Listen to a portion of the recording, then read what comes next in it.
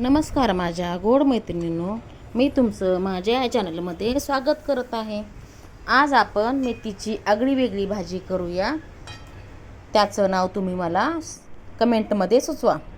मेथीची आपण सुकी भाजी केली असेल, मेथीचे मुटके केले असतील किंवा मेथीचे थालीपीठ केले असेल, पण या प्रकारे भाजी करून पहा, तुम्हाला खूप आवडेल। तुम्ही 2 ऐवजी 4 पोळ्या खाताल।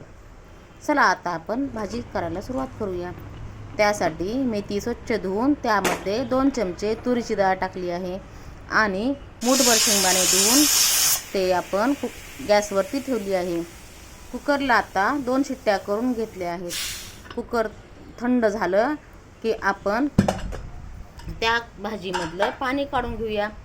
भाजीमधलं पाणी काढणं गरजेचं आहे, कारण भाजी ही कधीतरी कडू लागू शकते। त्यामुळे भाजीमधलं पाणी काढणं गरजेचं आहे। आता ही भाजी स्मॅशरनं स्मॅश करून घेऊया। मेथीची भाजी जास्त शिजवायची नाही। या प्रकारे 2 शिट्ट्या झाल्या की आपली भाजी बंद करून टाकायची आणि आता त्यामध्ये 2 चमचे चणा डाळीचं पीठ टाकून घेऊया, म्हणजेच बेसन टाकून घेऊन ते मिक्स करून घेऊया आणि बाजूला काढून ठेवूया। आता आपण फोडणीची तयारी करूया। त्यासाठी कढईमध्ये जिरे आणि मोहरी टाकली आहे आणि त्यामध्येच लसूण ठेचून टाकला आहे।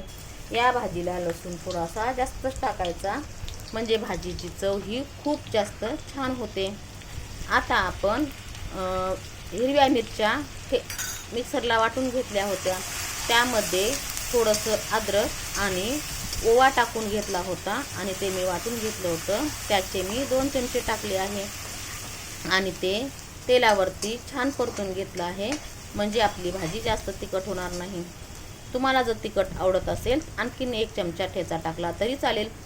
आता यामध्ये आपण स्मॅश करून घेतलेली मेथीची भाजी टाकून घेऊया आणि ते थोडंसं पाणी मिक्स करून टाकूया। ही भाजी पातळ करावी लागते, त्यामुळे थोडंसं पाणी टाकून घ्या। आता आपण यामध्ये बेसिक मसाले टाकायला सुरुवात करूया। त्यामध्ये मी किचन किंग मसाला आणि हळद टाकली आहे आणि त्याचबरोबर मी त्यामध्ये शेंगदाण्याचं कूट टाकलं आहे। लाल तिखट टाकण्याची गरज नाही, कारण आपण यामध्ये हिरव्या मिरचीचा ठेचा टाकला होता। आता चवीनुसार मीठ टाकून ती भाजी छान शिजू देऊया आणि आता ही भाजी आपली तयार झाली आहे। काय नाव देणार या भाजीला तुम्ही मला कमेंटमध्ये सांगा। ही भाजी भाकरीसोबत किंवा भातासोबत छान लागते। मेथीची भाजी आवडली असेल तर मला तुम्ही लाईक, शेअर, सबस्क्राईब करा आणि त्याचं नाव मला कमेंट्समध्ये पाठवा। बाय।